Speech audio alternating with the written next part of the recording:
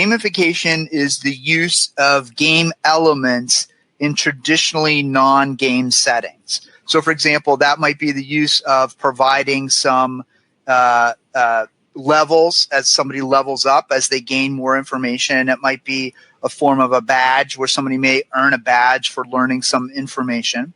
It's also, though, a little bit broader. Sometimes I view gamification as a continuum, because sometimes gamification is adding a little bit of playfulness or a little bit of game thinking or even a game to the whole journey of instruction. So if we look at learning not as an event, but as an unfolding occurrence of information to try to make people better, smarter, faster, those types of things, gamification really is the whole concept or idea of thinking about using game and game elements to ultimately get to the learning outcome that we want. So, but I think gamification is kind of an umbrella under which we can encompass a lot of highly engaging, highly interactive activities that keeps the learners focused on the area that we want them to be focused on. So that's really what gamification allows you to do, is to take content that the learner needs to learn and present it to them in a way that's interesting and motivating. So you take elements of games like points, like leaderboards, you take badging, you take levels, you take progress, and you provide that in an environment where it's very game-like, but it's not actual game itself. The difference between that is that's using pieces of games. So you might have points, but you might not have anything else. Well, you can't just play a game with points. You need story, or you need levels, or you need. So then gamification maybe adds points and badges, but doesn't have the whole game space that you play in, and the content remains pretty much like you would learn. You would see a video, or you would see some content or answer some multiple choice questions. That's gamification. A game is where you actually take content and manipulate that content to make that content into a challenge, and then to make it actually into a game space where you would pretty much stop everything else that you're doing and engage in that game, and usually for quite some period of time. And the average person checks their smartphone about 9 times an hour, and they give content about less than 7 seconds to decide whether or not it should get their attention.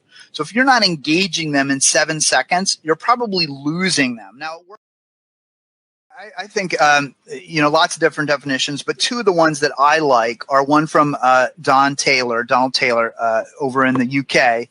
And he says that micro-learning is learning from content that's accessed in short bursts. So I think it's really important. It's a short amount of information, maybe less than 5 minutes, and it's relevant to the individual at that point in time. So you want to know something very quickly, you go in, you look at it, and then you can do this over and over again so you can build retention and conceptual understanding. And the thing about this is, I get a little bit of information today, and maybe 2 days later I get a little information. There's a little bit of overlap in that information, because that helps me retain and recall the information a little bit more effectively.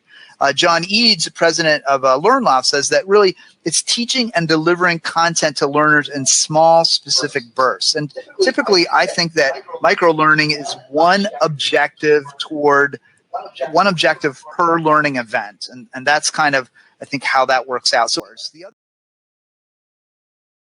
what I see, Jordan, often is this thing I call it shrunken head learning. So somebody takes an e-learning module that was in one of the authoring tools, and the authoring tools now have players, so you can play it on their phone. And so you just shrink down this e-learning course to fit on a phone, and you call that micro-learning. To me, that's not micro-learning. You don't take a course and shrink it, and voila, have micro-learning. It's a really painful process to go through.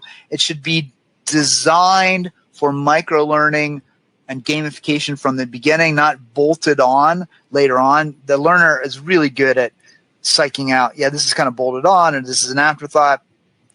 Same thing with chopping up. So somebody says, well, that's great, Karl. I'll just take an hour and a half e-learning course, and every 5 minutes we'll just chop it, and then we'll serve it chopped.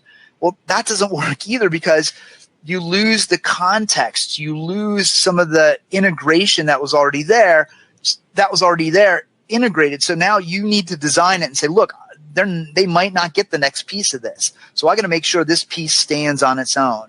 And this piece, they need to know like what context it comes in, because I can't guarantee they're going to have the context beforehand. So it really is not as simple as chopping up longer courses and making them into simple concepts. And then don't make the topic too broad. You're using microlearning, you're teaching very narrow, focused content. You're not boiling the ocean in 1 2-minute microlearning segment, right? You're not teaching every aspect of the history of the earth. You really have to narrow down and say, okay, this is exactly what we're going to teach. And then finally, I think, and this is really important, and missed a lot, you need an overall strategy of how you're going to implement the microlearning sequence.